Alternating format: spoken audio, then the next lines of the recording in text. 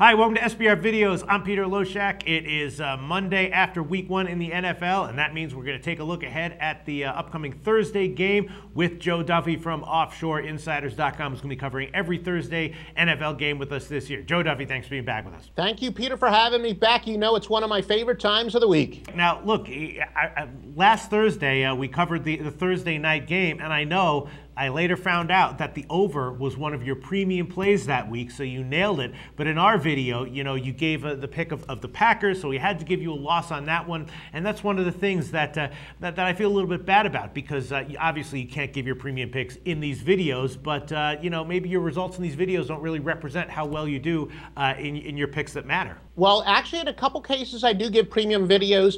I wound up having a winning week in both college football and the NFL. Now, NFL, as you said, we're filing this on Monday, so the week is not complete. And I was especially realized what a good week it was. David Purdom, who's a great sports betting news writer, he writes for a bunch of publications. He said the sports books are reporting record-winning weekends for them, while my clients won in both college and the NFL. First, let's give just a quick plug for OffshoreInsiders.com. Then we'll analyze this Thursday game, see if we can give a winner this week. Yeah, no, like I said, off of a winning opening week, off a winning preseason, Joe Duffy's picks 27th year in the business, college, and pro football. We pick, it's all now at OffshoreInsiders.com, Joe Duffy's picks. Pitt and Baltimore. Baltimore's a 2.5 or 3-point home favorite. The total, it opened at 3, and there's still a few threes out there, but it's heading down. Pitt's obviously taking some money. The total is 43.5 or 44, and the deal with Pitt is that they got the win. But Cleveland had a lot of success, right, when they went up tempo in the second half of that game. They kind of exposed Pitt's defense a little bit, and that's probably going to be a strategy that other teams are going to employ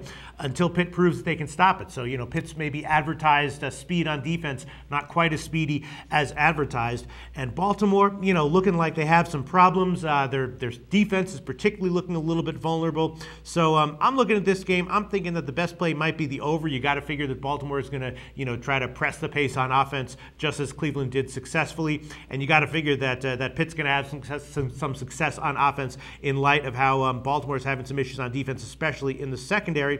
So I'd take the over at 43.5, and if I had to go with the side here, I guess I'd got to go with Pitt plus 2.5. Baltimore is just looking like they're having, there's just a lot of negatives surrounding Baltimore and more positives than negatives surrounding Pitt. So those might be my two leans, over 43.5 and Pitt plus 2.5. What do you think about that, Joe Duffy? I agree with a lot of what you said. However, my pick here is going to be on Baltimore. Really? And I got to admit, here on Monday, as I looked at the game, it's not like either the side of the total screamed out at me right away. Mm-hmm. But the reason I like the Ravens, remember what I've said, that I like when teams have very correctable mistakes. And yes. In the case of the Ravens, they had 7 drop passes, and they had 7 drop passes from a very good group of receivers. So I think that's part of something that may be some bad fortune. They have a little bit of an upside. If they weren't dropping so many passes, they would have performed a lot better.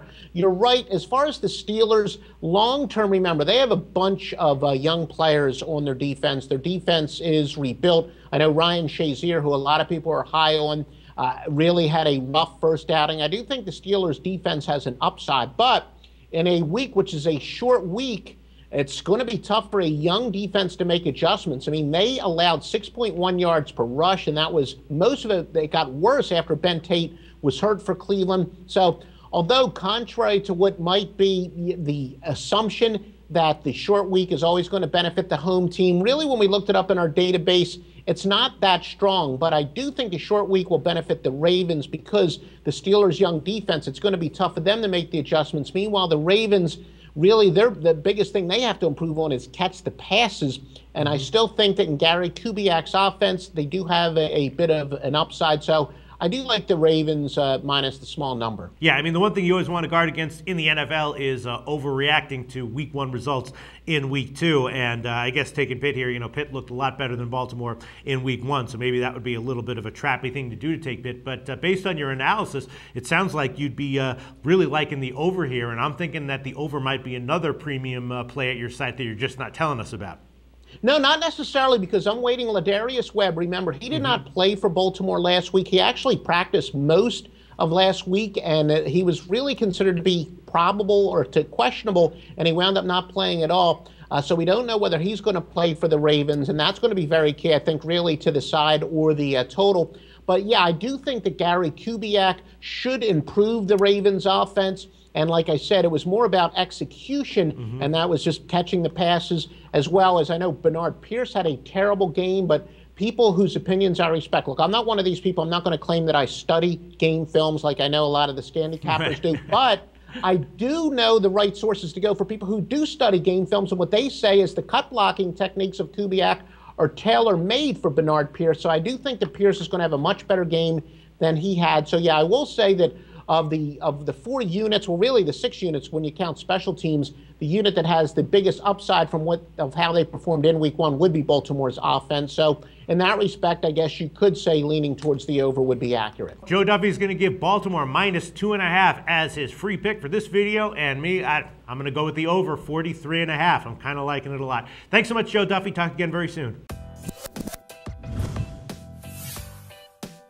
The SBR Network offers free sports picks and game breakdowns, big money free betting contests year-round, a real-time Vegas-style odds monitoring service, and much more. So come see for yourself.